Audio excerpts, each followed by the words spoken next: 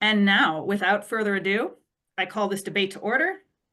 The resolution on the table tonight is resolved, defend DEI.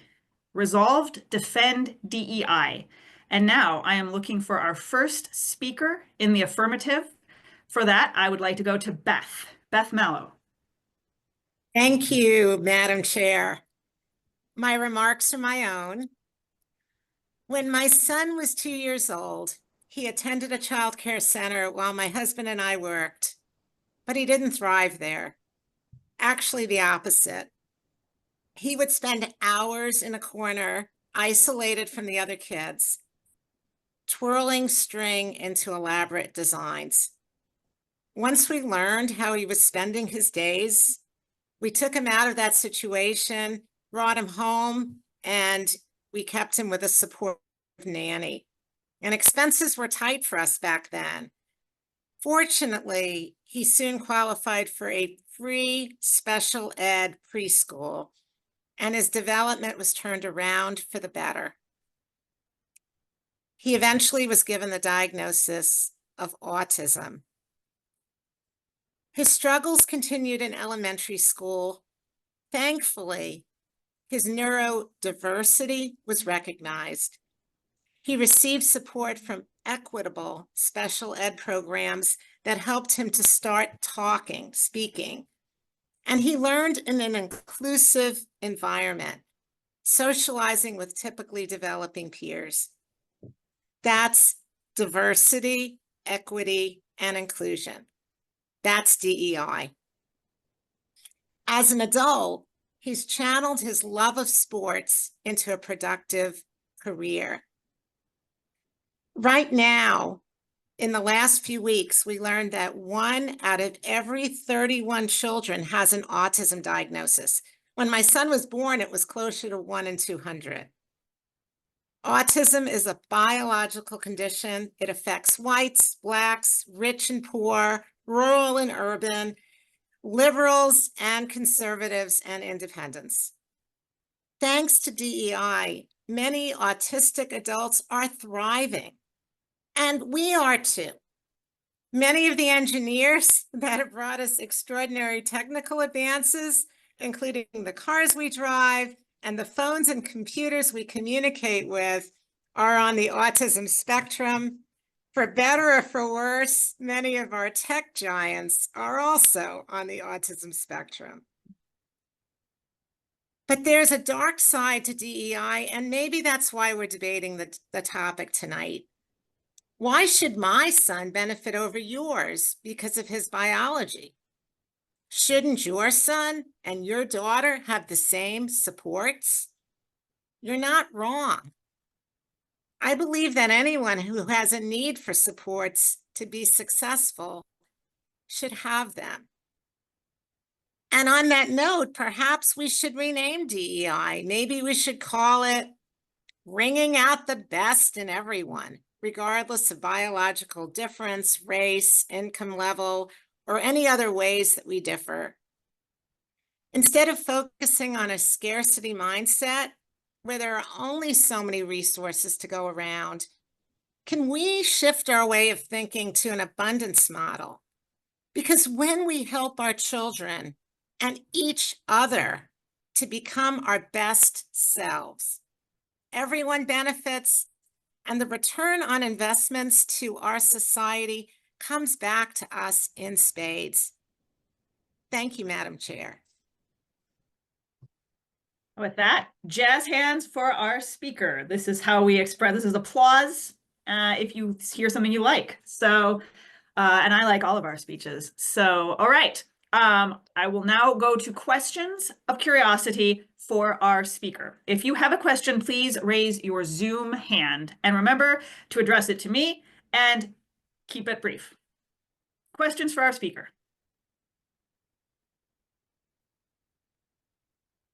We have a shy group tonight.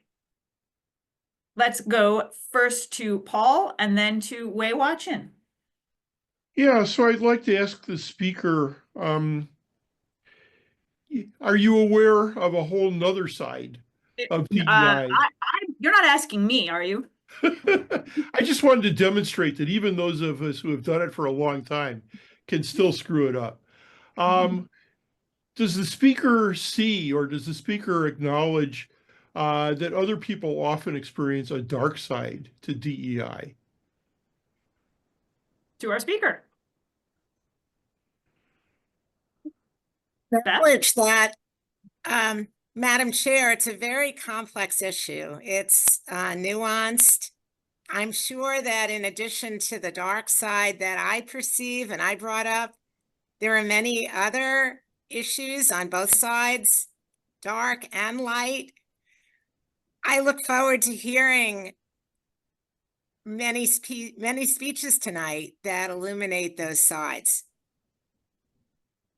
Thank you to our speaker and our questioner. Let's go to Wei Hua.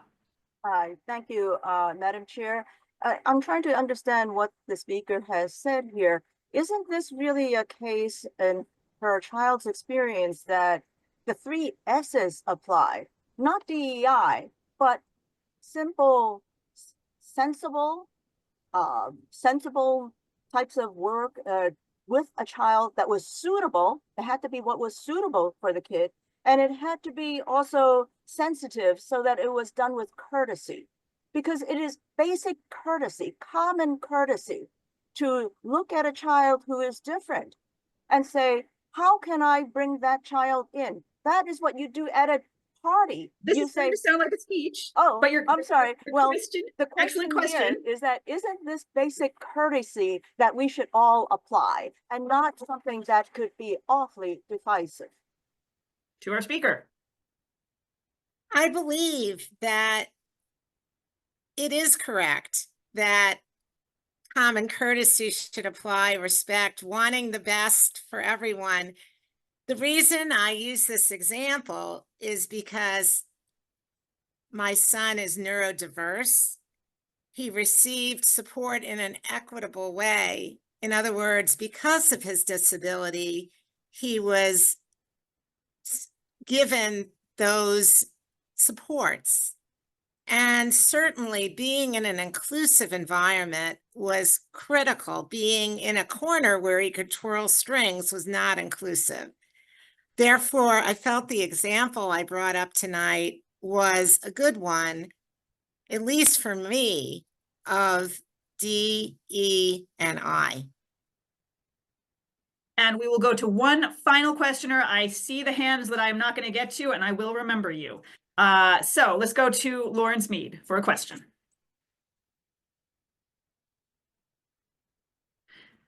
You want to unmute? Lawrence, can you unmute? Can people hear me? Yes. Okay. Lawrence, I need, let's go to Hal, because we can't hear you, Lawrence. Okay, I'm Lawrence, there we go. unmuted Okay. now. Yeah, go for it. Question for the speaker. Okay, my question is whether the DEI that she has described is at all relevant to our discussion tonight. It seems to me that most of DEI that's controversial has to do with systems of regimentation and I think discrimination that go on at the university level. And that's certainly what I'm prepared to talk about. So Okay, so I don't think let's that go to her for the okay. answer rather than a speech. Is this relevant to the topic, to our speaker? I believe this is relevant. One of the reasons I chose this topic, in addition to being deeply personal and a way that I could relate to, and I don't think I'm unusual given the new prevalence rates of 1 in 31 kids. I felt like it was important for people to recognize that these disabilities are also a form of DEI. And unfortunately, they also are being threatened right now in our educational system.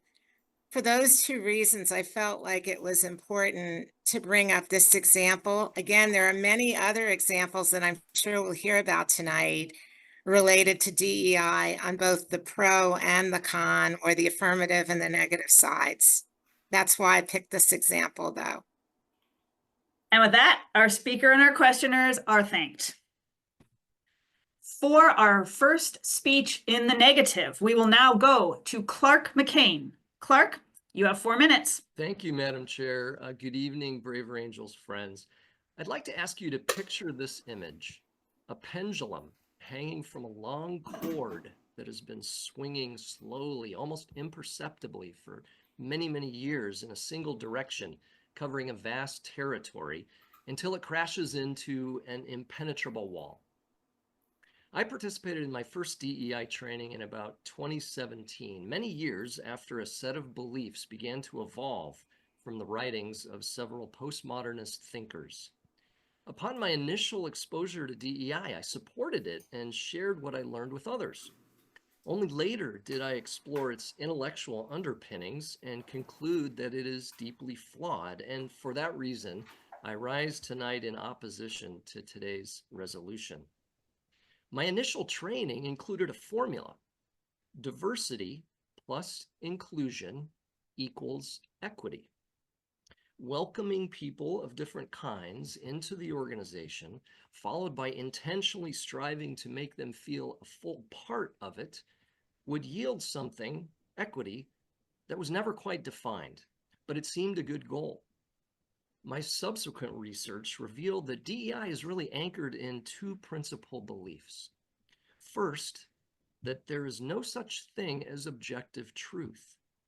And that is because individuals from particular groups experience a reality, a lived experience that cannot be entered into from outside of that group. The formal name of this way of thinking is standpoint theory, which presumes we can't fully understand one another according to the premises of DEI. We have individual or group related truths that are equally as valid as any other. In Braver Angels, we believe that all of us have blind spots that we can erase by engaging with one another. By contrast, DEI claims that all of us are unable to reach such an understanding. As it relates to people who are different from us, we're all permanently blind. But there's one additional key truth for DEI practitioners, and it's the fundamental basis really for everything that flows forward. And that is that the reality of human interactions consists of intersecting power relationships. The truth is power that is applied by groups against other groups. Those with too much power are oppressors, and their victims are the oppressed.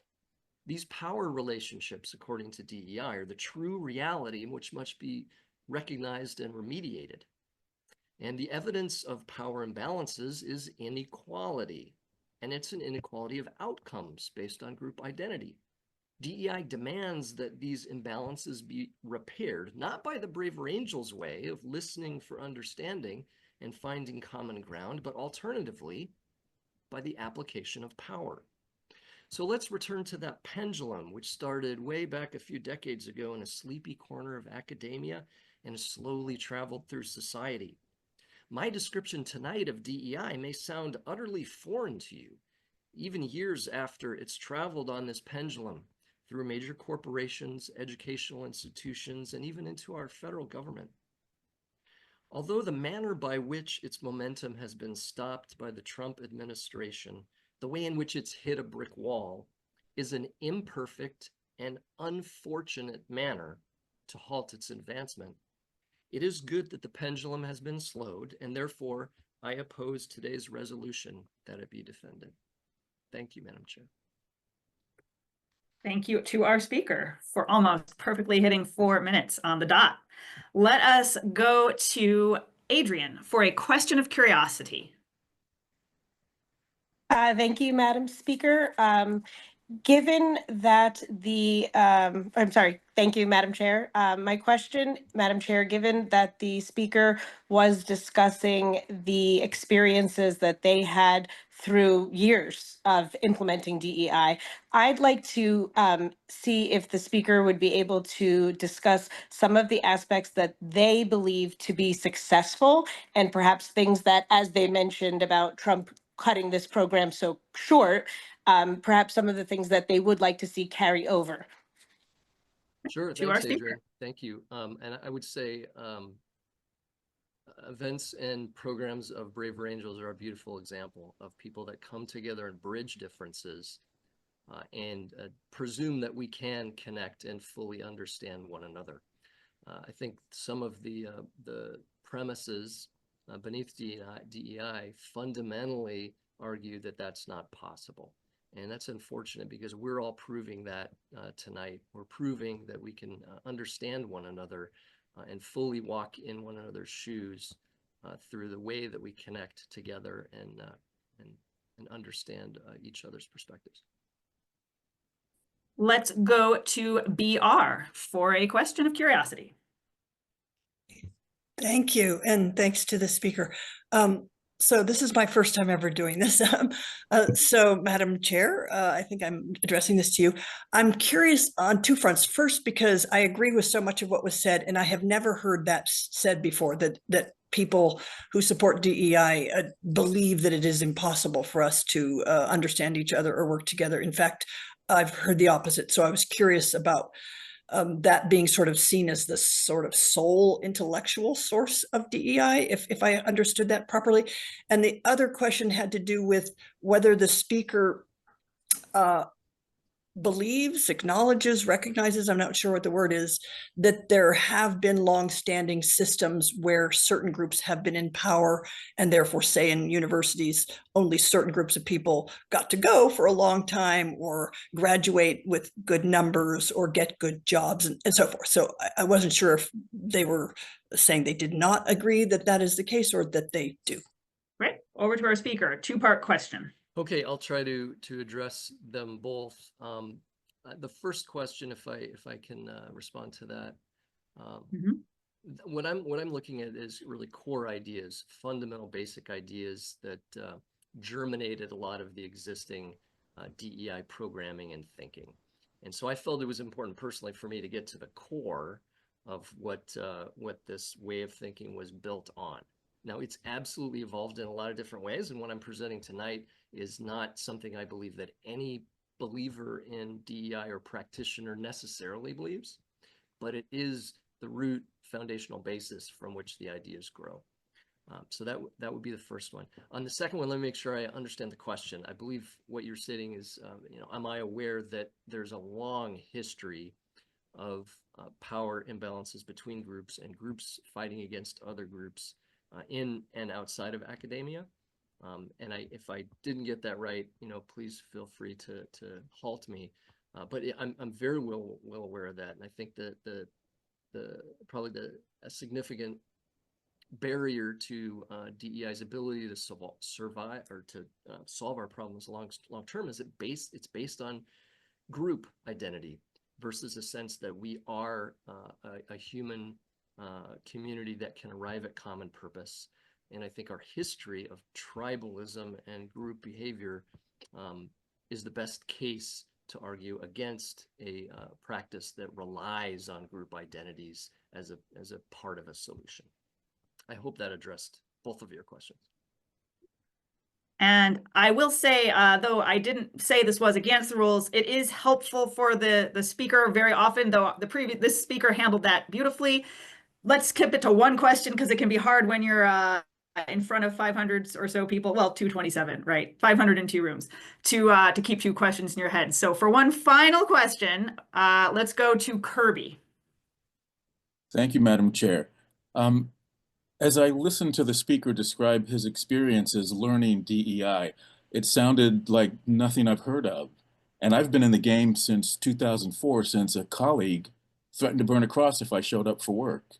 And so I'm mystified at this idea that DEI says we're separate and can't ever understand each other. So I'm curious what training was that? Because I've not come across that. Thank you. Sure. Yeah, the training that I received was from an organization, the Association of Black Foundation Executives, and the training that was provided did not get at these root issues, the fundamental core issues. Those were things that I had to research later.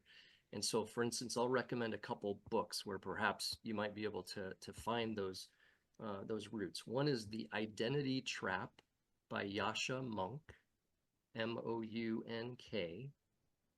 It's a very good, recently written book. And then a few years later, or a few years previous, a book, Cynical Theories by Helen Pluckrose and James Lindsay. So I would recommend those books for your consideration that speak more to these intellectual roots of the DEI practices that we see today. And with that, our speaker and questioners are thanked.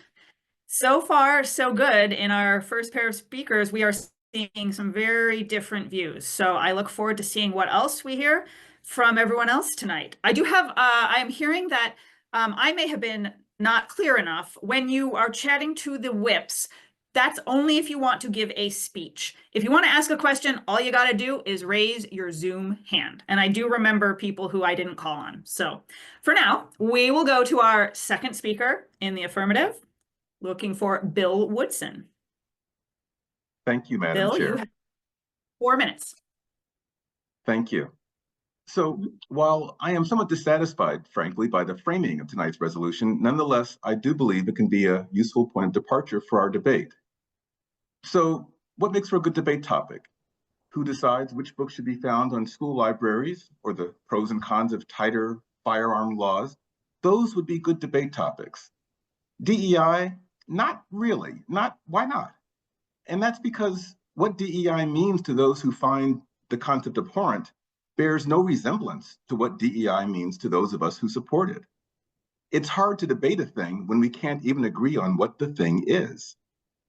I don't know of a single American who does not believe in the importance of freedom of speech. That wouldn't be a very compelling debate topic because we would all agree. I don't know of a single American who would be against a robust and comprehensive education for our youth, including a fulsome understanding of our nation's history and how that history contextualizes our current standing as a society. That wouldn't be a very compelling debate topic because we would all agree. I don't know of a single person who thinks that only some of our children deserve 3 meals a day, that only some should have access to a safe home and basic health care. That wouldn't be a very compelling debate topic because we would all agree. I don't know of a single person who thinks that some people should not be able to get a loan or a job or admission to college or feel safe in public merely because of their name, their skin color, or their religion. Now, on the other hand, I also don't know of anyone who thinks that a policy that demands equality of outcomes, regardless of level of effort or innate talent, is good policy. Yet some people think that is what DEI demands. That's wrong. It does not. I don't know anyone who thinks that white children should be taught to feel shame or guilt because of their race. Yet some people think that is what DEI demands. That's wrong. It does not. Now, there are some issues that those who support DEI and those who think DEI policy is bad policy do have honest disagreements about. We could discuss the best strategy for making a foot race more fair when some of the competitors have new sneakers and professional coaches, while other competitors show up at the starting line with no shoes. But to ban even discussing what might make things fair, and to ban donating sneakers to those who show up at the race in bare feet, doesn't, in my opinion, lead to good policy or a good foot race. That's a metaphor, by the way, just in case it wasn't obvious. Now, you could interpret my observation as a defense of DEI, and I'll take that. If we believe that talent is equally distributed amongst all racial backgrounds, and then we observe that some races are dramatically overrepresented in our jails and underrepresented in academic achievement, is the best response to ban the collection of demographic data or ban using the data to understand why those disparities exist? I would argue that such a ban, as advocated for by the current administration, is bad policy. And if that reads as a defense of DEI, guilty as charged. So we live in a world where things that shouldn't matter, matter. Race, religion, sex, sexual orientation, sexual identity shouldn't matter to access to opportunity, but they do matter. DEI, the real thing, not the boogeyman under attack by the Trump administration, is a tool meant to allow us to navigate those dimensions of difference through a lens of fairness. Anti-DEI advocates want to pretend that disparate treatment doesn't exist. Even while the US government is currently blocking billions of dollars of funding to our most prestigious colleges based on thinly supported allegations of anti-Semitism, while nary a peep is uttered about rampant and ongoing Islamophobia. And 30 I'll stop seconds. here. I'm all done, finished. Thank you so much. Perfect timing. Thank you to our speaker. And we will now take questions of curiosity. Let's go to Jeremy Meyer. Hi, thank you very much. And thank you, Bill, for your speech. So my Remember question to is, address the chair. oh, Address the, to yeah. the chair. Mhm. Thank you, Chair. So my question to the speaker would be, because I do agree that we're almost talking about different things. We're saying, I support eggs. Well, I support oranges. And so my concern is that we're not having a debate about the same thing. So my question to the speaker would be, how do we come to maybe an agreement about what it is that we're actually saying that we're in agreement or in opposition to, so that we can have a real functional debate that addresses the same substance and the same material. To our speaker. Thank you for that question. And I would say we have a strong agreement that the problem, a root cause of the problem or the lack of progress in getting to alignment is because we're talking about different things. I would, at the risk of being overly political, say that it has become a kind of a standard trope in the current discourse that we see concepts being first redefined and then demonized. And I think DEI is a classic example of where this has happened. I think that we could start to build better alignment if we were more curious on both sides.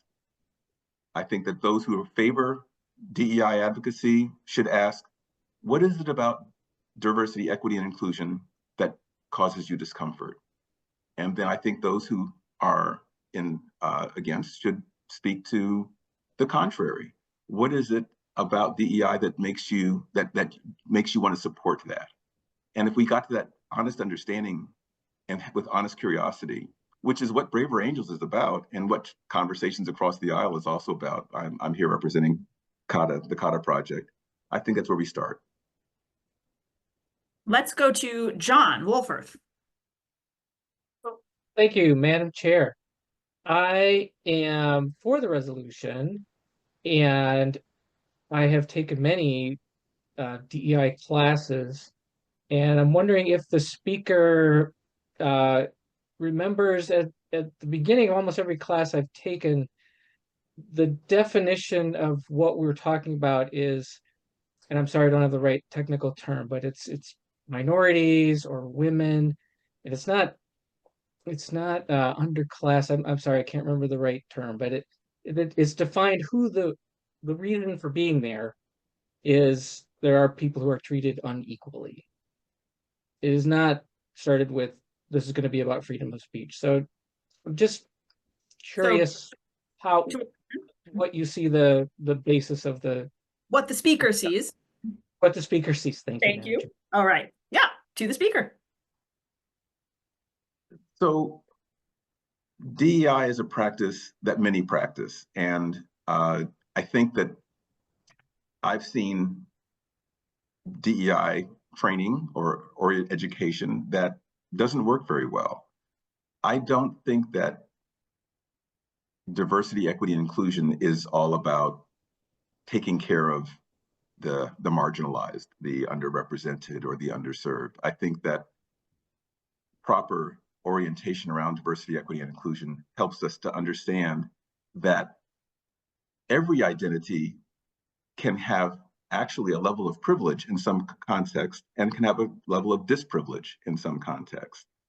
And it's about being effective as an individual and how we engage with others by being aware of how our identity and our life experience shapes how we engage the world and how the other person receives us based on their identity and their experience and their expectations of us. And so it's not, I think, a narrow focus on, well, who's disprivileged and how do we take care of them isn't a best practice around shaping DEI education. And let's go to one more question from Dan Smith.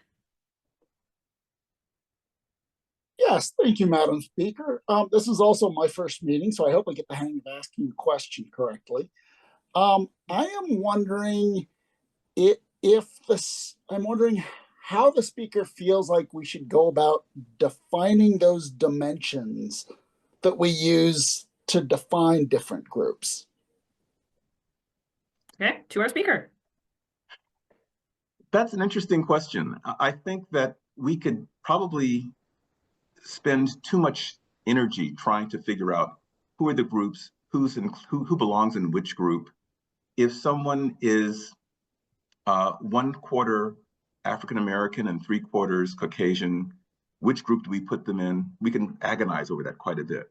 If we have a level of neurodiversity, it's maybe a touch of Asperger's or autism, but it's not that pronounced. At what point do we need to engage and provide support? I don't think that's a good use of our time. I think a better use of our time is, who are you?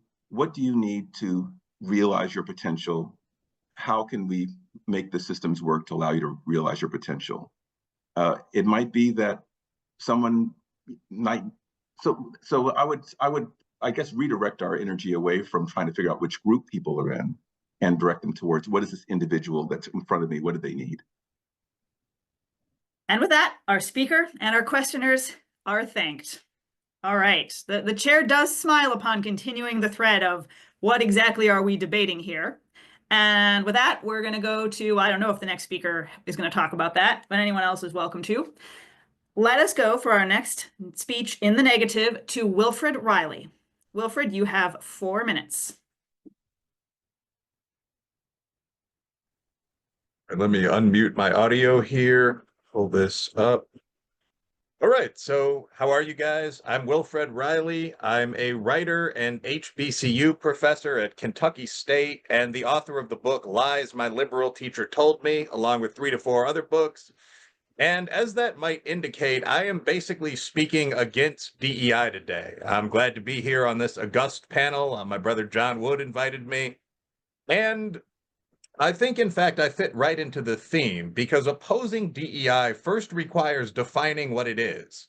It's important to unpack this because American political debate involves a lot of linguistics, and an almost universal response from any competent debater in the yes chair when you come at this stuff is, what do you oppose? Is it diversity? Is it equality?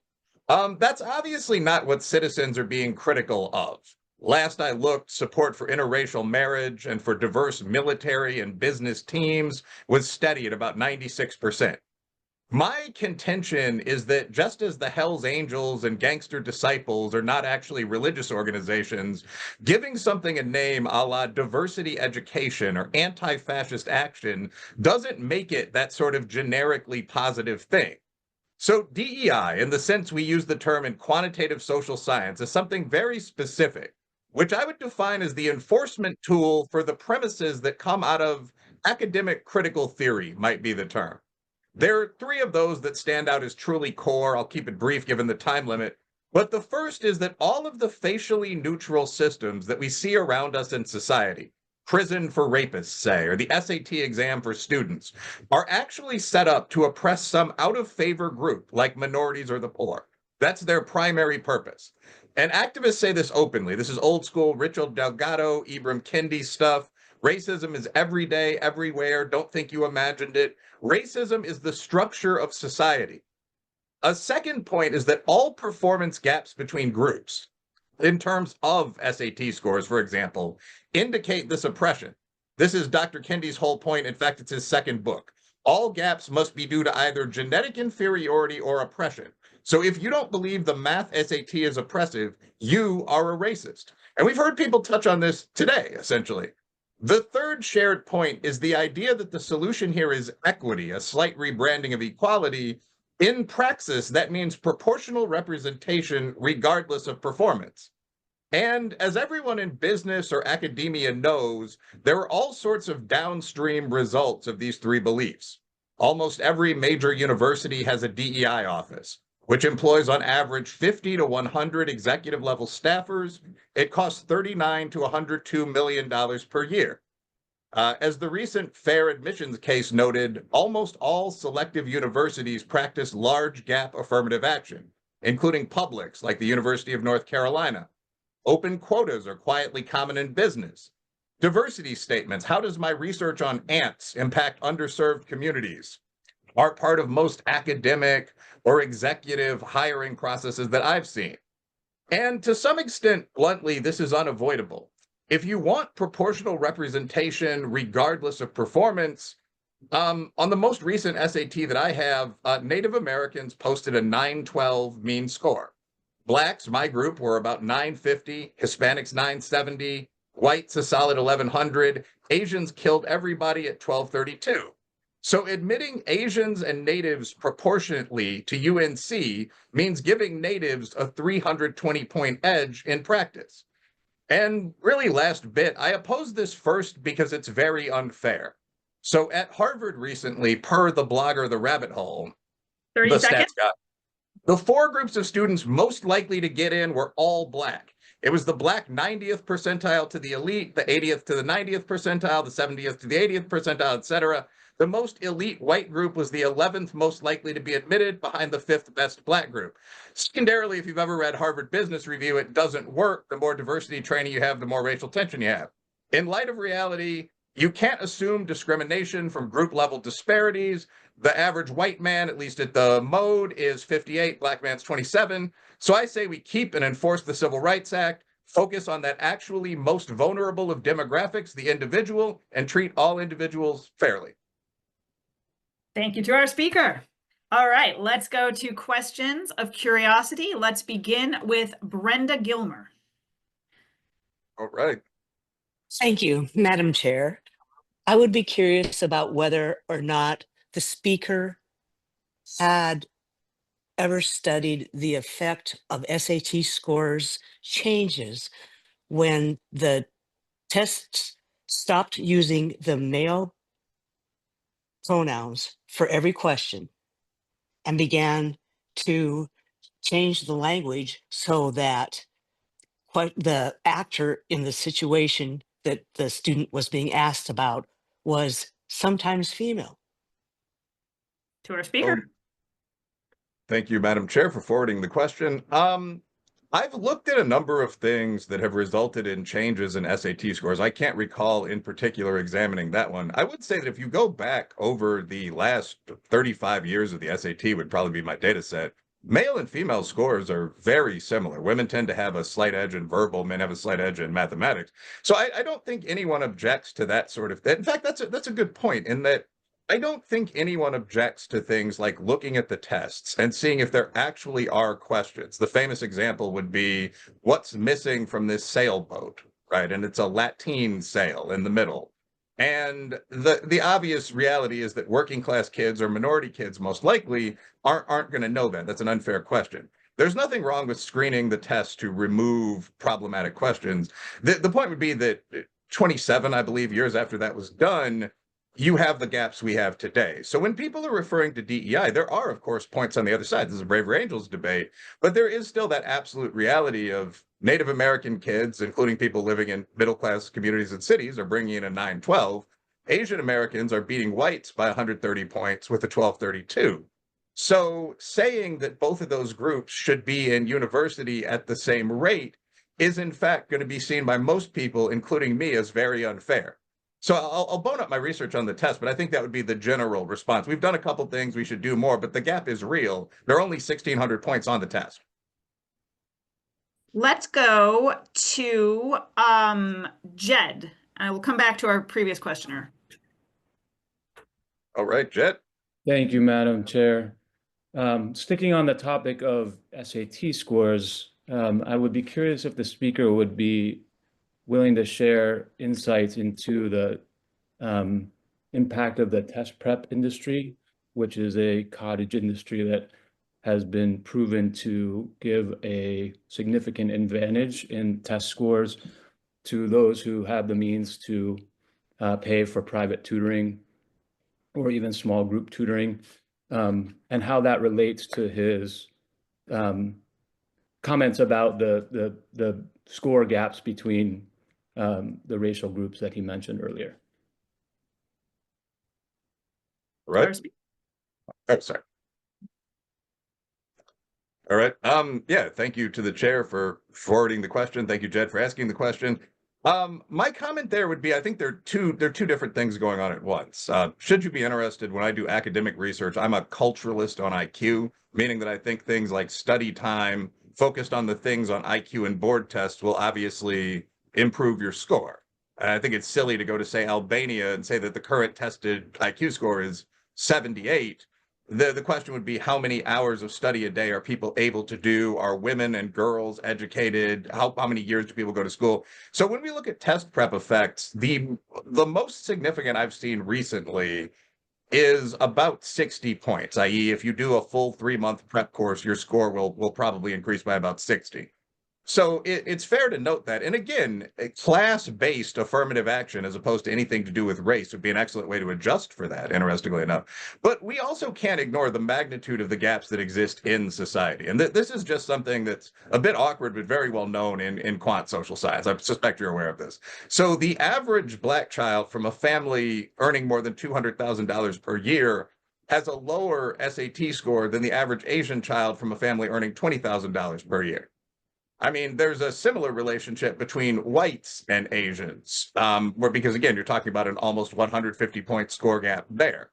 So sure, once again, we should adjust for actual differences caused by class and so on. I will note the universities are pretty reluctant to do that. The current system where you have legacy admissions for well-off Caucasians, bluntly, if you're attending the University of Mississippi because your grandfather did, you're probably a wealthy white guy. That's one hand. The other hand is that we have affirmative action programs in place that benefit the highest scoring minorities. So, I mean, Barack Obama's children went to Harvard and applied in the Black category. That's pretty pleasant for most of the people who give money to colleges, being frank. So I don't really see any massive focus on helping the working class Asian or Nigerian, or for that matter, Idaho kid. But again, the gap is not entirely caused by test prep. The wealthiest African Americans and Hispanics would underperform the poorest Asians and tie the poorest whites. And it's very, very difficult to blame that on racial prejudice or something. I want to get more questions in. So that's it.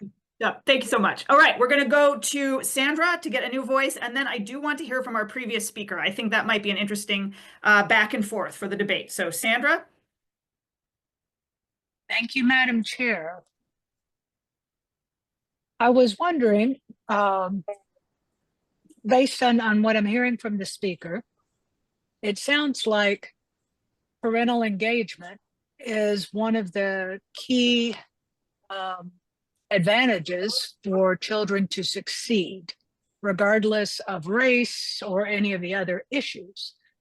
So how do we help children who don't have that parental engagement? How do we address that? Does the speaker have any ideas about that? Thanks. To our speaker. All right. Thank you. Yeah, I think that's a really interesting and good point that I've done some research on, although I'm not one of the national experts. But so there are two things that were said there. The first is that it seems like, well, if this isn't due to racism, it's not due to genetics, there must be something causing it. Is that the culture is a broad word, but is that parental engagement? Is that the availability of educated parents? The short answer is yeah. Those of you that are interested should check out a Brookings Institute 2015. I believe it's written from the left. But it's a study where the authors attempt to look at what predicts good grades in school. And as a professor, I find the result funny. About 90% of the predictive ability is just study time.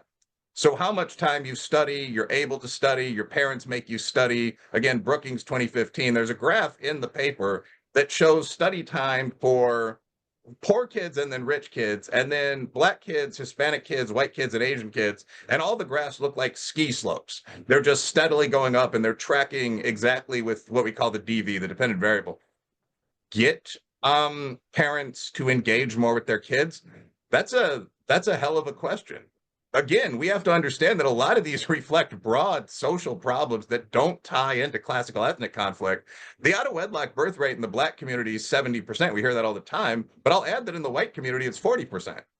So a lot of this is dads leaving. How do you fix that? I don't know. But one key point, if you, instead of giving The an chair reluctantly cuts the speaker last thought.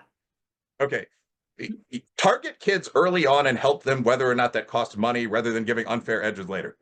Okay. And for one final question, if you keep it short, Bill. Thank you. Madam Speaker, I'm wondering if the last speaker is aware of some of these dynamics. Stereotype threat is documented by Dr. Claude Steele, or the impact of low expectations on student performance. We already touched a little bit on the generational income differences. I'm wondering what the speaker's thoughts are, given that the dismantling of DEI under the current administration is really taking away so many of the tools that would be used to address those issues. What resources, what tactics do you see being available under the current administration that could be deployed to impact, to get us to where we can maximize our most valuable resource, our human resources, and close these gaps? Your speaker.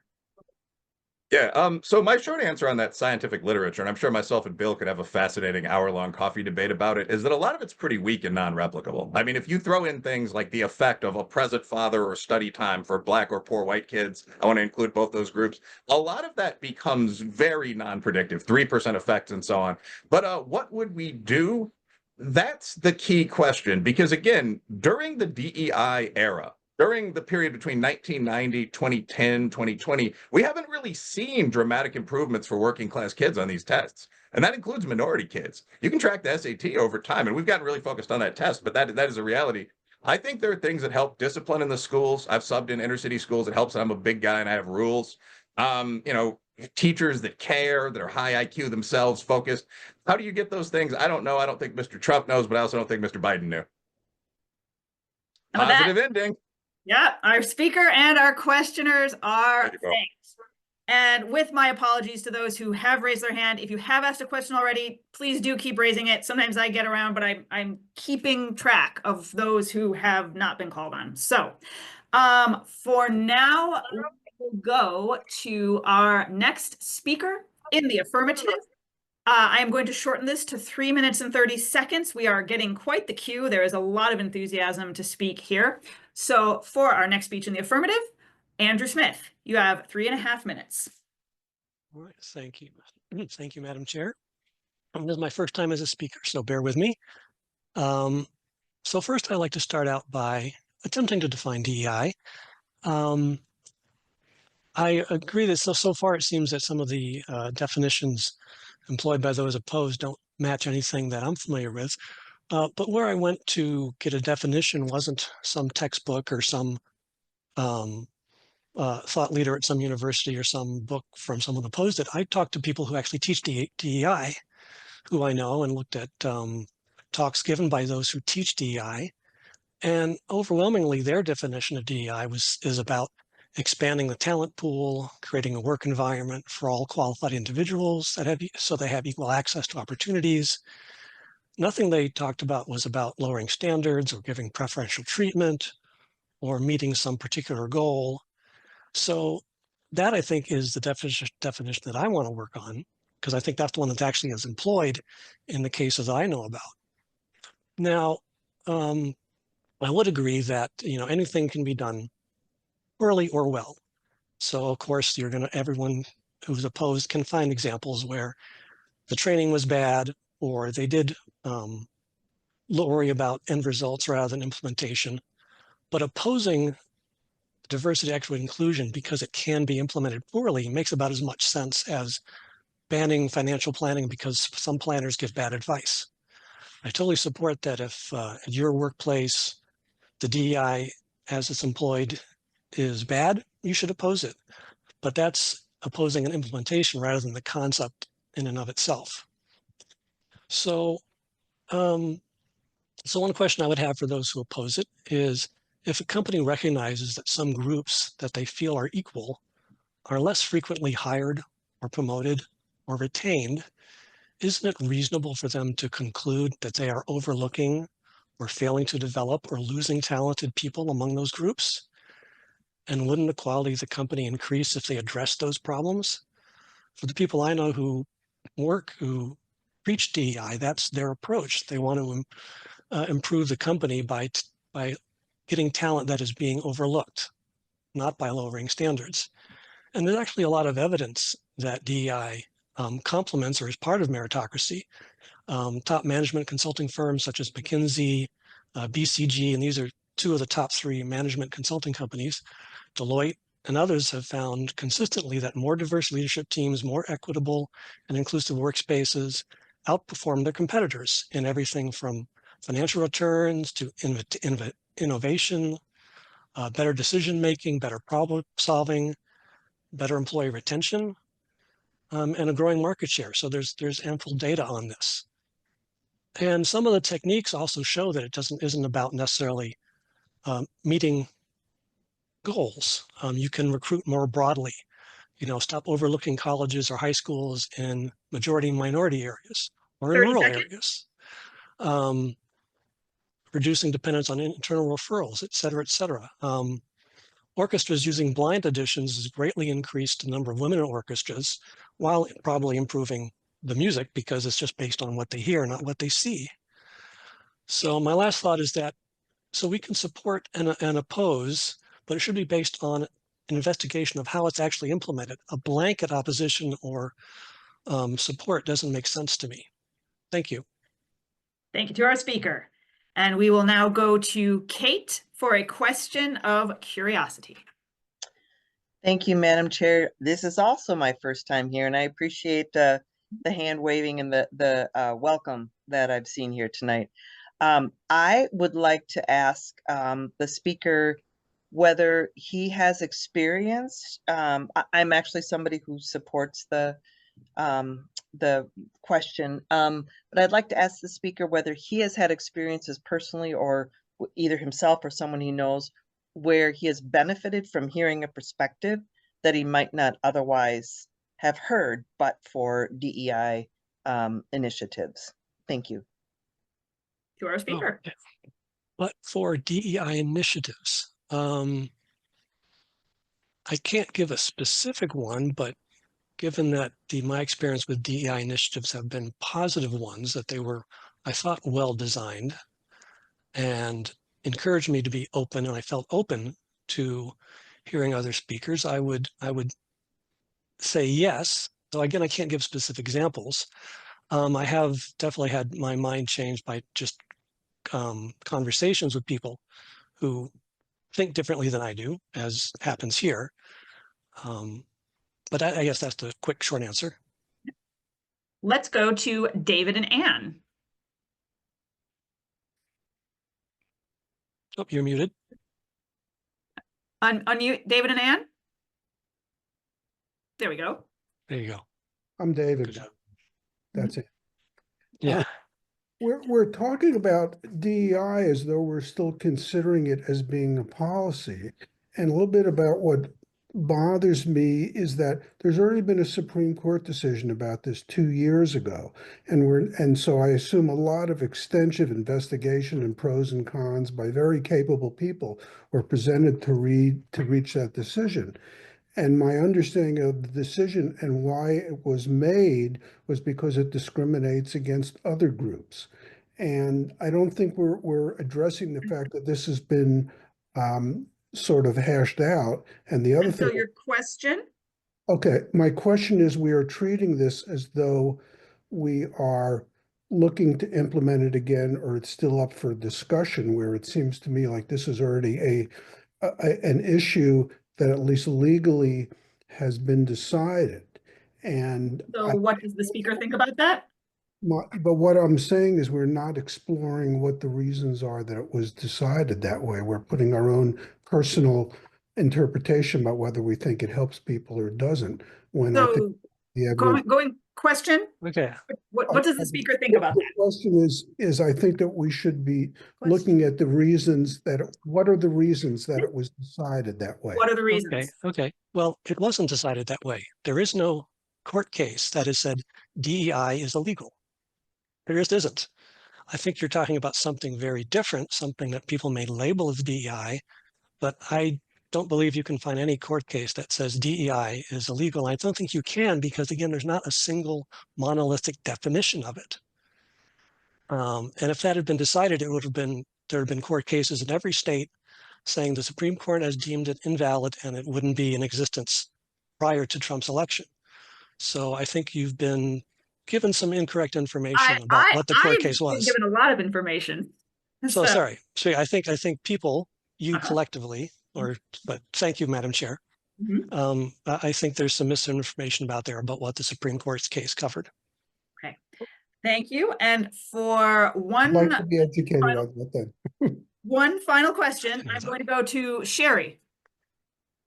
Hi there, everybody. So, Madam Speaker, I'd like to ask the speaker why he thinks if DEI was truly a sustaining growth methodology, so many companies quickly pulled out of ESG. I'm not sure if you're familiar with that and other DEI initiatives. Or is it possible that the virtue signaling effort by these large organizations was what was going on versus really a truly held belief that it actually brought growth? Again, in a broad sense, we all want diverse. Yeah, that's a good question.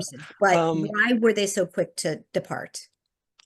I think, like in many things, again, there's not one monolithic answer. I think there would be companies who had a sincere commitment to DEI and therefore came on board with it. There's some who did it just as virtue signaling. Similarly, there's some who stopped doing it because it wasn't a sellable point anymore, or in the current climate, they worried about having their funds cut or their tax status removed. And so they might be undercover still championing DEI and diversity, equity, inclusion in a positive way, but just not labeling it as such. So there's going to be a variety of reasons that you see changes in public policy. Thank you to our speaker and our questioners. All right. We'll now go to a speech in the negative. I am looking for Naya Lecht. Naya, you have 3 minutes and 30 seconds. All right, it's my first time, so if I don't know if anyway, I'm going. All right. All right, so thank you very much to everyone for having me. So as you know, I'm arguing against DEI, which probably is not very popular. In some, DEI is not only anti-American, but it harms the very marginalized, disadvantaged communities that DEI hopes to support. DEI prioritizes group identity over individual merit and promotes outcomes over opportunities. That's not equality, it's equity. And a lot of people misunderstand that. Equity as defined by DEI means engineering equal results for all, regardless of effort, merit, or ability. And that's not American, it's Marxist. And I know this because I'm an immigrant from the former Soviet Union. My parents came here with almost nothing. They came with no money, no English, no degrees. They couldn't transfer their degrees. They worked hard. They went back to school and rebuilt their careers. That's the American dream, equal opportunity, not equal outcome. They were motivated by one thing. And my mother used to tell it to me. It's called the American idea. What did she mean by this? It's the idea that no matter your background, you could make it here. Now, many foolishly, or perhaps not so foolishly, believe that equity means equality, but it doesn't, as I said before. Also, our forefathers, when they wrote, "We hold these truths to be self-evident, that all men are created equal." What did they mean? Yes, all men are created equally, but are not guaranteed equal pay, equal status, equal housing. Put differently, what's the point, for instance, of having a race at all if everyone is going to end up, that's equity, at the same place? Why race at all if everyone ends up in the same place? Equity does much harm to those it claims to want to help. In K through 12 institutions, numerous studies are coming out revealing that where DEI programs emerge, math and reading scores go down. Why? Because there's only one way to make everyone equitable: lower standards for all. Put differently, make the race shorter. Well, how do you think it will affect those who are, let's say, long distance runners over time? Those long distance runners will no longer be able to run as fast and perhaps even as long as they had before. So in sum, DEI is destroying American education. I'm going to reference a study by the Heritage Foundation from 2020 that found that schools and community colleges where DEI is implemented, math and reading scores go down for all students, but significantly even more for students from marginalized community. Let's look at the second letter in DEI, or rather it's the first, diversity. While it sounds admirable, in practice it often means diversity of race, sex, or orientation, never diversity of thought. Now, I support genuine diversity, but when identity becomes the deciding factor over merit, we all lose. The best musicians, teachers, doctors should be chosen for their skill, not the demographic. If you've read Kurt Vonnegut's Harrison Bergeron, he warned, when excellence is suppressed, mediocrity reigns. I want a world where the best rise, regardless of their background. I want to live in a world where the best painters get to paint, the best poets get to, have their works displayed, not because they're women or representatives of certain marginalized groups, but because they are best at crafting words or mixing colors. Lastly, inclusion, again, a noble idea, but who decides what counts as inclusion?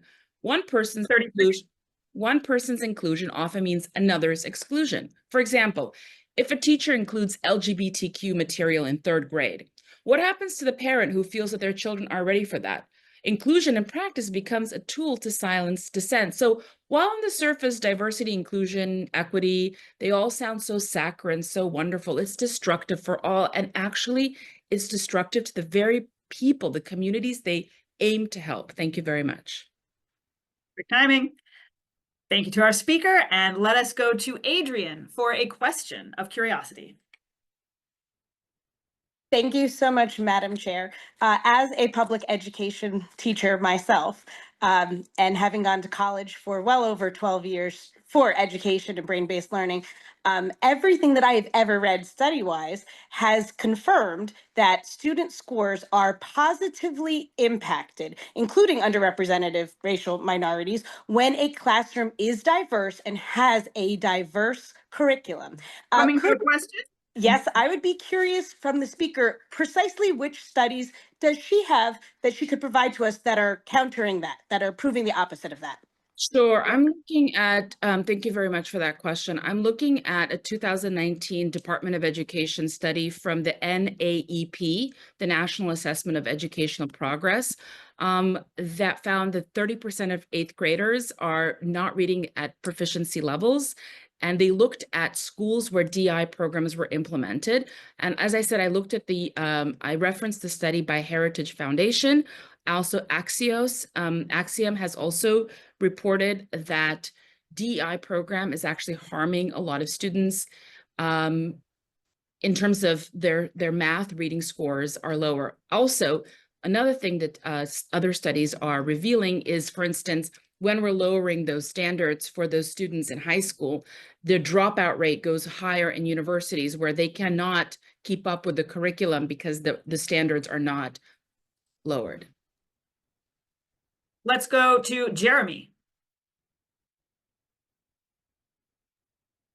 Hi, thank you, Madam Chair. So my question for the speaker would be, just starting with a brief statement. If there seems to be a difference of understanding about what equality versus equity is. So my question is, if we understood equity to be equality of opportunity, whereas equality is sameness, like everybody gets an equal allotment of XYZ, would that definition of equity be one that you might look at differently? Thank you for that question. It's not up to me. I didn't come up with a definition of equity and equality. This is the definition of equity that you can find anywhere. This is the idea that it's socially engineered equality. It's not equality of opportunity, it's engineering equality of outcome. That is what equity is. A lot of people misunderstand that. It's socially engineering equality of outcome versus equality of opportunity. And for one final question, Bill Woodson. Thank you.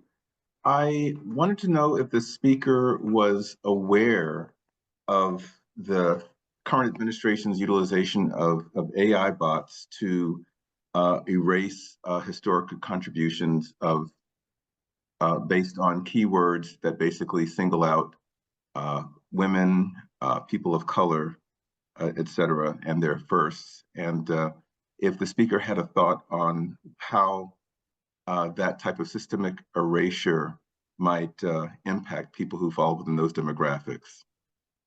To our speaker. I'm not aware of that, but I do want to kind of ask you, you use the word systemic erasure. The questioner. I do want to ask the questioner, you use the word systemic erasure. If it's very recent with the Trump administration, then it cannot be systemic. So I'm not sure how systemic it really is. That's my response. I am not aware of it, but that wasn't the nature of my disagreement with DEI. My disagreement is that I think it harms the very people that it aims to or purports to help. But thank you for that. I will look into that as well. And with that, our speaker and questioners are thanked. Now, looking at the time, we are going to take a stretch break in which I will invite those from our sponsor organizations to give us a little bit of a intro, 30 seconds or so, about their organization. So, Bill from CATA, the floor goes back to you. Thank you. Thank you very much. So I'm Bill Woodson. I am the founder of an organization called Conversations Across the Aisle. We refer to ourselves as the CATA Project. We're based in Sarasota, Florida. We've been in existence since 2023. We've had 5 workshops. We have a very similar goal as Braver Angels, but a very different format. Our meetings are in person. We actually meet over a meal, and we find that having a dinner and having time to socialize and engage with people from different political ideologies and having some social time before we dig into the hard work of addressing the topics of the day is a helpful framework. And we are looking to expand. We have 2 other cities in the state of Florida that are looking into creating CATA chapters. We're also looking at expanding into Philadelphia and West Texas. And we hope that you'll look us up if you're in the neighborhood and like to be a part of us. Events.cata@gmail.com is how you can get on our mailing list. Thank you, Madam Chair. Thank you so much, Bill. It is great to have you as our ally in the Braver Network. So, and yeah, sharing space and getting to know people and eating together, breaking bread together. You guys are onto something. Take that back to your alliance, everybody. I wish I could invite you all to dinner, but Zoom doesn't have that feature just yet. So, all right. And now for the Coalition for Empowered Education, let's go back to our previous speaker. Naya? I was not aware that I was representing, but I will speak very briefly of Coalition of Empowered Education is an organization that's part of the Institute for Liberal Values. And what we are trying to do, what the organization is trying to do is take back education, bring back kind of sensibility, reason, classical liberal values, meritocracy into the K through 12 space through curriculum, through teacher training programs, but really bring back a classical education rooted in Western civilization. Thank you, Naya. Sorry to put you on the spot and have dropped that ball, but I would love to learn more about that type of education. So, we could partner, if you want to partner with us at Braver Angels and you see some synergies between these projects out there, reach out to us, debates@braverangels.org. I just love hearing what all of you are doing and what you bring to this. So thank you so much to all of our sponsor organizations. Is there anyone else here from a sponsoring organization who I did not have on my list? Speak now, raise your Zoom hand, or forever hold your peace. Seeing none, we will resume our debate. We are now entering the lightning round phase of the evening. We will go for about 25 more minutes before we do our debrief. So, because we have quite a queue. For our next, sorry, losing my spreadsheet up here. That's what I'm looking at is a spreadsheet. So for our next speech in the affirmative, let's go to Solomon Vimal, if I'm saying that correctly. Yes. You have 2 minutes, Solomon. Thank you, Madam Chair. Let me begin with an admission. I don't know what diversity, equity, and inclusion means. Like many phrases that grow in importance, the nuance of the meaning can get very nebulous, especially with a term that is starting to be demonized and attacked in the US. It is starting to look like the witch hunt of the 1600s, or boogeyman, as another speaker put it, in support of DEI. Really dark times indeed. For the sake of the argument, let's take the opposite of DEI and examine it closely.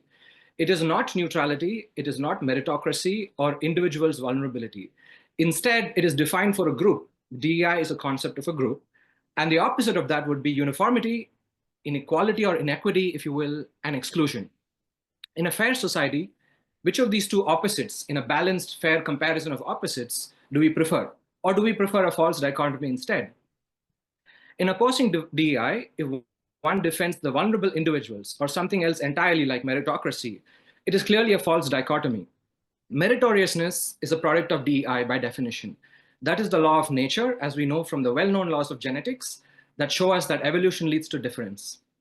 Let's not use the phrase DEI. Instead, let's look at underlying direction, perhaps dignity, belonging, and fairness.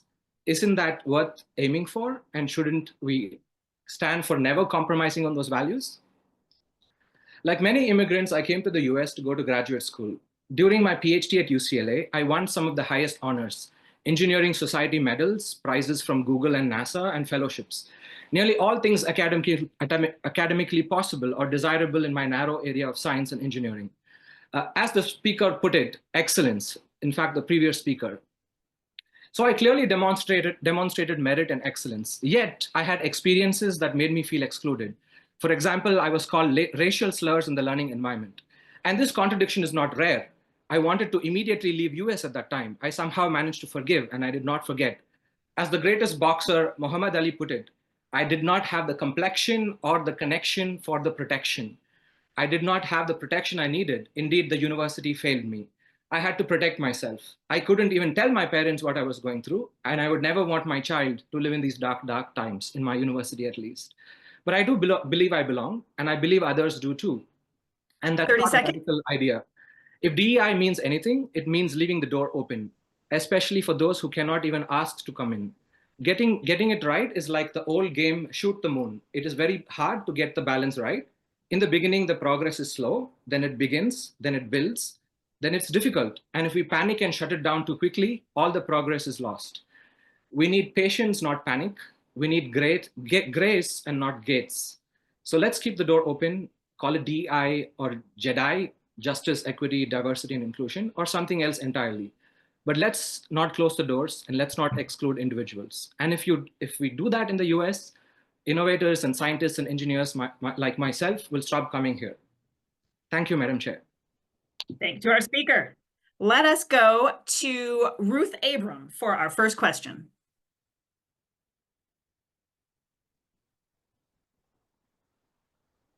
Ruth, can you unmute? There we go. Thank you, Madam Chair.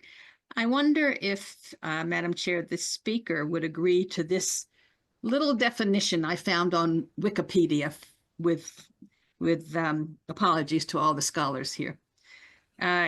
In the United States, diversity, equity, and inclusion are organizational frameworks that seek to promote the fair treatment and full participation of all people, particularly groups who have historically been underrepresented or subject to discrimination based on identity or disability. That is actually what I had thought it was too. And I'm wondering if what we're arguing about is not that, because I've heard even the speakers who have argued against say they are for much of this, but rather we are arguing because we have many examples of how this has gone off track and how it has been misinterpreted and misused. And I wonder if the speaker would agree with that. To our speaker.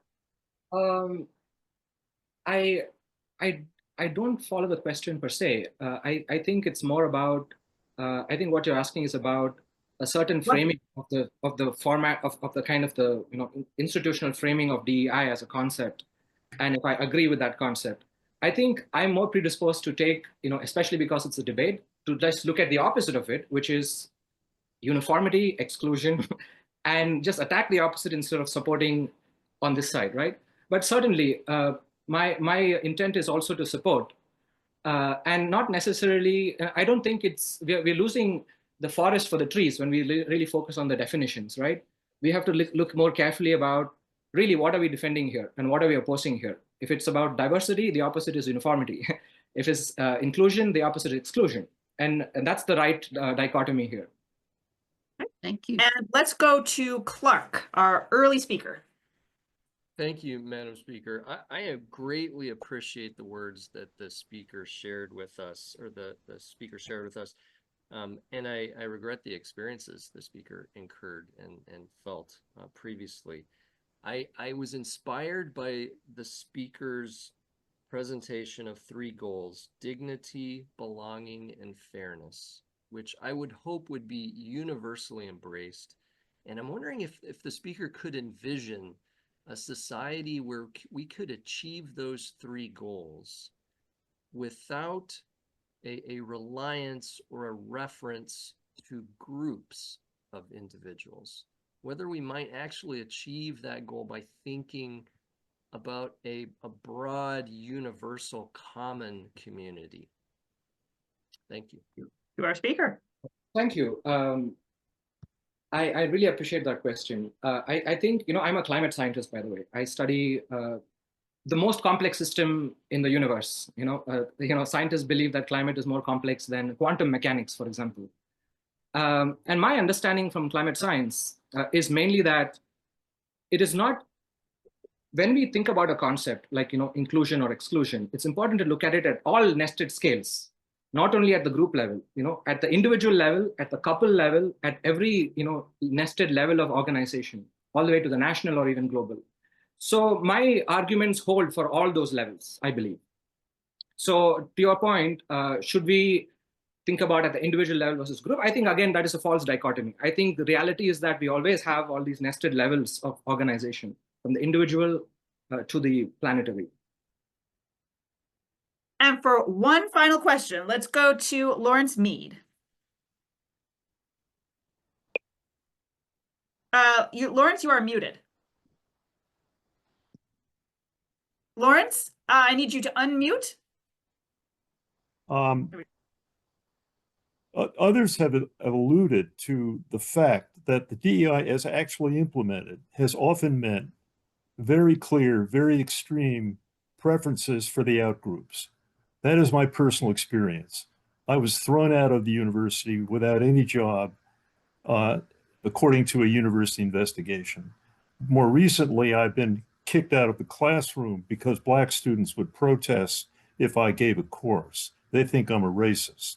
I have no regret and redress against this. I've also been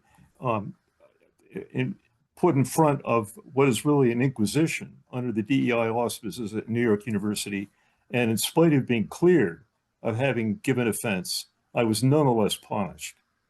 So my experience of this system is extremely severe. And my question to the speakers is, how do you relate to the actual extremism of this system? It is not a benign attempt to make everybody feel good or adjust. It's really a rather severe system of preferences for the outgroups, driven mostly by white men who are trying to engineer equality. So how do you defend the system in the face of this reality?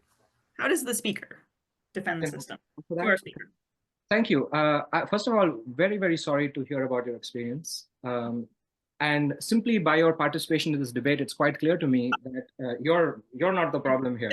I hope I'm not the problem. Right. The questioner is also probably not. There's a theoretical reason for that, actually, if you really think about it. And the reason is, 2000 years ago, Aristotle said this best: the greatest of all virtues is moderation.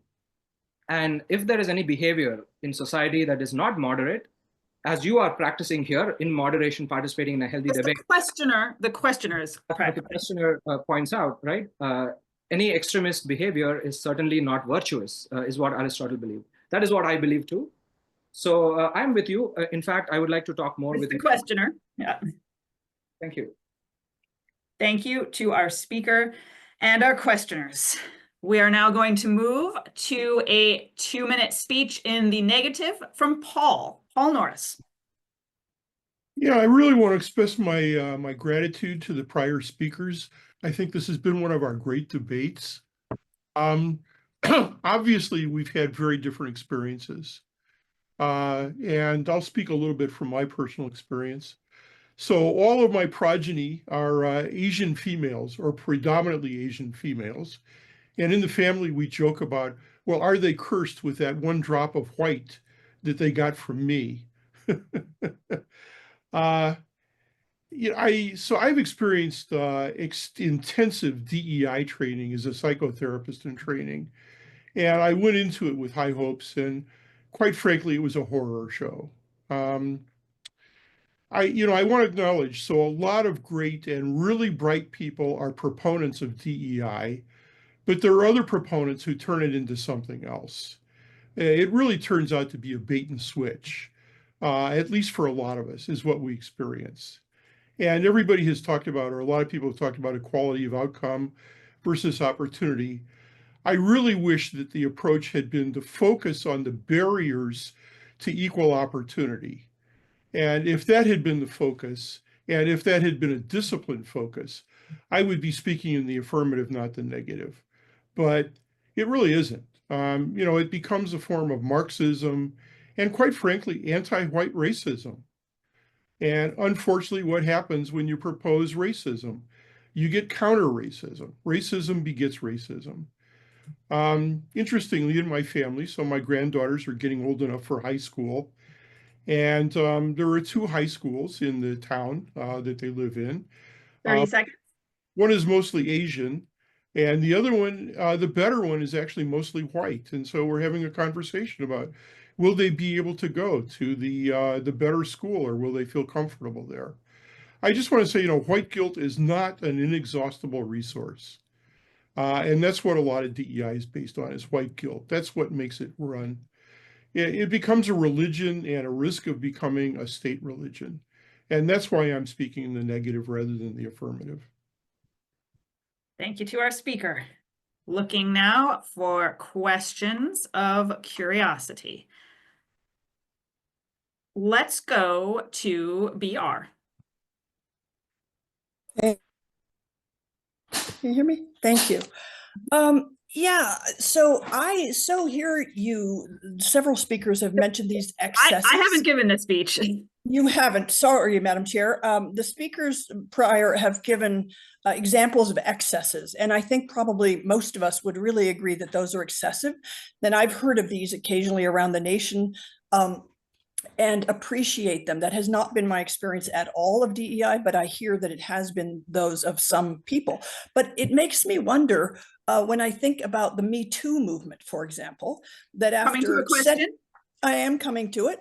Centuries of misuse of women in terms of sexual assault and so forth and so on. Suddenly women finally say, this is it. And then someone will be falsely accused, one man. Okay. Out of all these people. No, I'm going there. And so the question get is, there quickly. Yeah. I'm trying to. Thanks. The question is, do you think this is really representative of what's going on, or are these an excess? Does the speaker think that these are representative, or might they just be excesses that condemn the whole effort? They are excesses that are experienced by many, many, many people. Short and sweet answer. Let's go to Lewis. Yes, I empathize with the speaker's experience, very similar to my own, with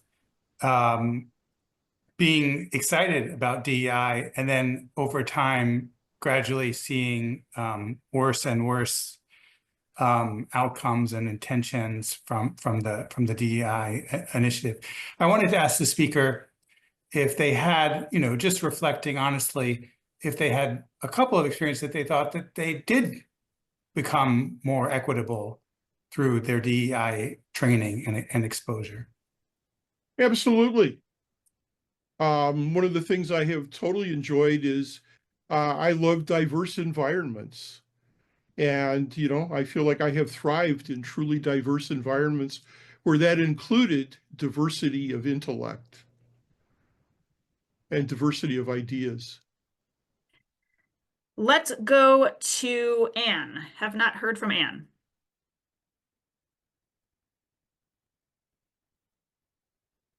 And I'm looking to unmute, I can see. Unmute. Unmute. Okay, good. So if we all were to agree here, for example, that everyone ought to have an equal opportunity to compete for a job, not necessarily secure a job, but compete for one, how would the speaker craft a program to reduce barriers to opportunities to compete, other than through a DEI program? That is a fabulous question. And I mean, one of the things I didn't mention is cultural capital. People who come from cultures that value learning and that value education thrive in the United States, no matter what their skin color may be. And I don't know how we really get that across. But that is so important. And so many attempts, so many good-hearted attempts to achieve that have failed. So I don't know. Maybe, maybe if a bunch of us get together and put our heads together and set aside the friggin' ideology, maybe we can actually figure something out. Seeing the time. Thank you. Our speaker and our questioners are thanked. We will now go to 4 final speeches, and I will not take questions because I want to get as many speeches as possible. So 2 minutes. Let us go to Richard Cotting. Richard, the floor is yours. Thank you so much for this. I've enjoyed the speaking, and I understand more about.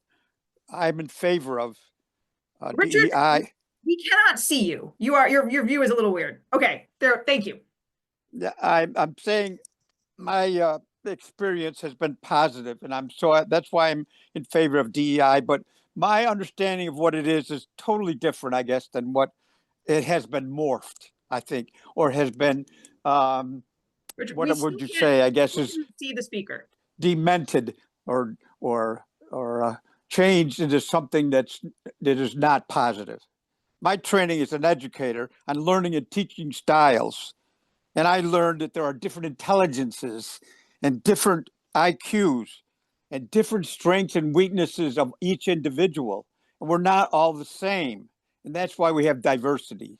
And that's why as a training, as a teacher, I had to learn that there were differences in our students and they have different qualities and creativity that we need to develop in each one so that they could become the best person they can possibly be. And that to me is what diversity to me and equity and inclusion means. It means giving everyone a chance to express themselves and show their strengths. And I'll just add to that. I'm strong opponent. I'm strong in favor of new technology, education that's being, is coming back again. I'm from a technical school, and the point is that there are people. My former father-in-law was fantastic with his hands. He was an expert model maker. 30 seconds. Yet he did not do well academically. So we have to recognize that we have different intelligence and strengths and differences, and that's what we need to build and not throw that away. Thank you. Thank you. Thank you to our speaker. Now that we are in the true lightning round, we will go immediately to a speaker in the negative. I am now looking for Amy Stoken. You have 2 minutes. Hi, thank you. All of the preambles about being new and wasn't planning on speaking, but I am super grateful to be here. I love this. I want to talk about my perspective as a parent and the experience of many other parents with children in grammar school and middle school and what we're experiencing right now. So to start, I want to say, as others have before me, I am the concepts of diversity, equity, inclusion, of course, support those concepts. I personally support affirmative action. I support enforcement of civil rights laws, ADA, any type of, obviously, anti-discrimination, all of those things. But today's DEI, as is, has drifted into an ideology that is often counterproductive in many instances and actually hurting the people that it's trying to help. What I can tell you is that what we have seen as parents, as kids that are being divided into groups of oppressor and oppressed, they're being reduced to identities and labels. They are often asked by untrusted adults questions that they've never discussed with their parents. Some to identify their race, their religion, their sexual orientation, their socioeconomic class. Wow, Often the kids are that's crazy. confused You hear and this? don't actually Gotta hear this. understand what they're being asked, and the teachers are untrained. Whereas if a child doesn't know because their parents are two religions or two races or don't know what their class are, the teachers aren't necessarily equipped to address this. And on top of it, if a kid is being asked something that they haven't thought of before, they're not therapists trying to address it. So I'll say that it's devolved into performative measures that is now teaching children more to make fun of each other, to ostracize each other. It's not working. And that while I don't agree with the overcorrection I think we're seeing, I would rely on groups like this to figure out how we can promote respect, civil discourse, and empathy rather than this ideology that I believe is becoming part of the problem of polarization. With that, our speaker is thanked. For our final pair of speeches, we will now go for an affirmative. Anne Mobies, am I saying that right? Yes, very good. Not many people do that. First of all, I apologize that I didn't prepare everybody's had such polished little speeches here tonight. But I just want to speak a little bit to, first of all, I'm speaking in the affirmative in favor of DEI, but I'm a little uncomfortable in a debate that's pro or again, because I think it does tend, like Bill mentioned earlier, to limit us to finding solutions that aren't all or nothing. And what I hear a lot here is either, I'm hearing a lot of people speak about how DEI has, taken us down a path. It's what it wasn't originally intended. I was an EEO lawyer at the FCC. I have seen some incredibly egregious cases of minorities. I can give you an example of a case I handled in which an AM/FM radio station had all Black employees at the golden oldie, the Black format station, and all white employees at the golden oldie format. And then when the company decided to simulcast them, they fired all the Black employees and they didn't get any opportunity to even apply for those positions. So DEI is extremely important, but it does need to be applied in a way that is going to ensure that people have an equal opportunity to compete for a job. And compete is the operative word, not secure. And I think all of us here probably would agree that you should have an equal opportunity to compete for a job. So I don't know what the answer is in terms of creating DEI programs that ensure that, but at the same time, don't end up creating an environment in which non-minorities, for example, feel that they have been denied a job because someone else without that merit got the job over them. But I do not think that we should throw the baby out with the bathwater. I think there are very few issues that are all or nothing. So I would just encourage people to think about how we might solve that problem of making sure that everyone has an equal opportunity to compete. And 30 seconds? Yes, in doing so in a way that is based completely on merit. And so that's... Thank you to our speaker for an excellent maiden speech on the floor of the Braver Angels Debate Society. So, and now for our final speech in the negative, I'm looking for Hal Tarr. Do we have Hal?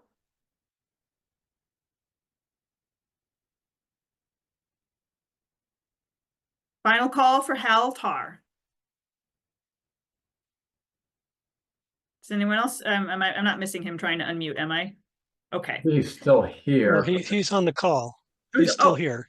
Okay. Hal, last call. You want to give 2-minute speech? Yeah, his unmuting isn't working. Okay. I cannot see him because No, he's unmuted. He's unmuted, but something else on his end is blocking him. Okay. Thank you for that. Apologies, Hal. Let me go then to Jet. Jet Verts. Yeah, I am against the DEI. Rather, I am for letting the best of the best rise to the top, regardless of race, ethnicity, nationality, or color of one's skin.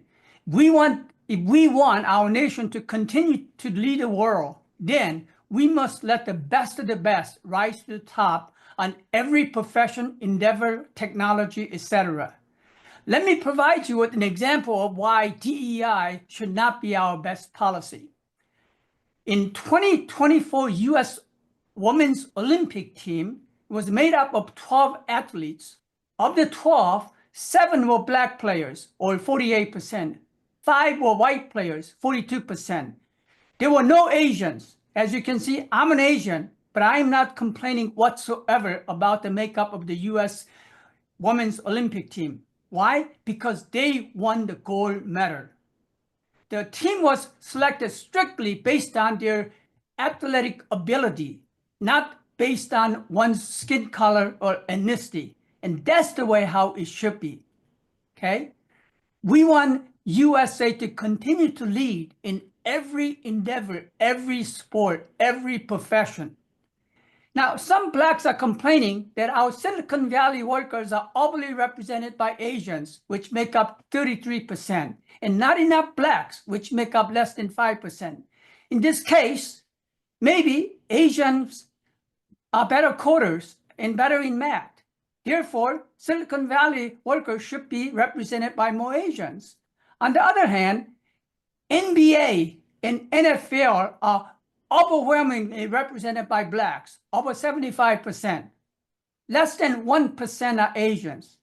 Again, I'm Asian and I'm not complaining whatsoever. Why? Because I know most Black players are bigger, stronger, run faster, and jump higher than I can.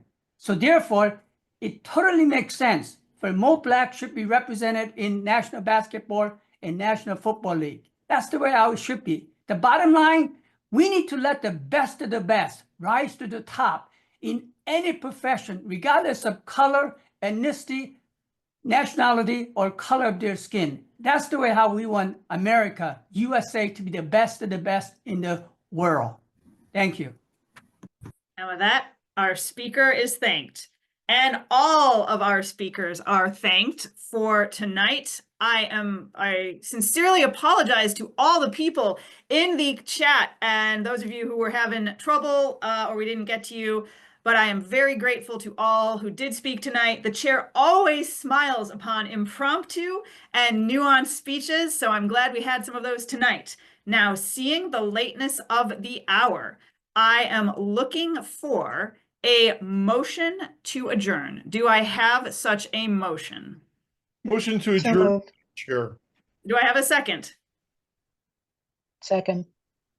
With that, this debate is adjourned, but don't leave just yet. We are going to engage in what is arguably the most important part of the night.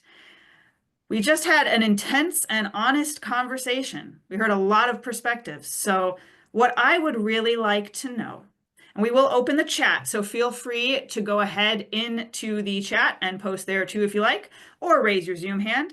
What did you learn? What did you enjoy?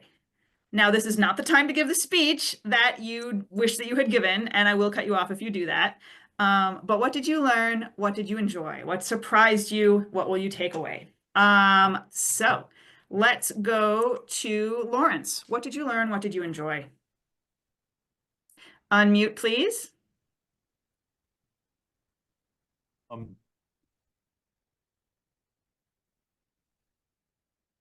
anyone else hear Lawrence? I know No, he's muted.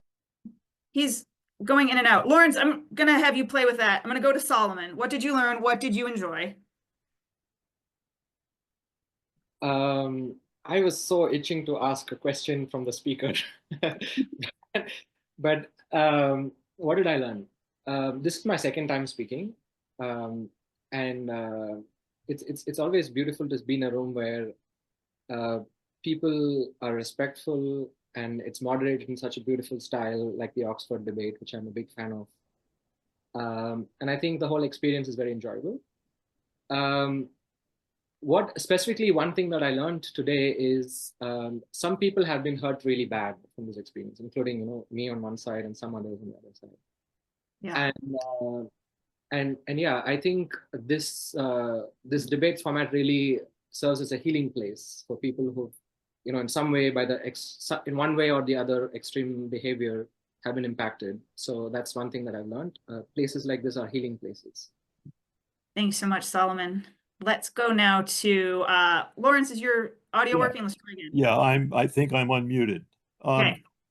What I learned was that there are still people, in view of the very severe experience that I and others have had in DEI, I learned tonight that there are people who've had a very positive experience and who are still prepared to defend the system in theoretical terms that are respectable on the surface. It just hasn't turned out that way in practice, at least in the major universities, where there really has been a systematic bias system imposed on what was previously equal opportunity. Just a difference of perspective there. Thank you for sharing Yeah. that. Yeah. Let's go to Adrian. I just want to thank everyone for sharing, especially those who were in the negative. What I took away from each of your speeches was that we share more in common in terms of what our ideals are. And even if we disagree about how to implement those ideals, it seems like we have those same shared ideals. And that for me was very positive. Thanks so much, Adrian. Couldn't agree more. Without revealing what side I'm on, I really enjoyed hearing the those who disagreed with me. So let's go to Hal. Let's see if your audio is working. I'm sorry we didn't get to hear your speech. Sorry, is it working now? Sure is. Oh, yeah, thank you. I appreciated Clark's speech at the beginning where he talked about the philosophy behind DEI rather than just what DEI is supposed to be. Yeah. Getting some theoretical knowledge. We love the experience that people tell their stories, and anyone who wants to bring that in too. We're very grateful for both of them. Sandra, what did you learn? What did you enjoy?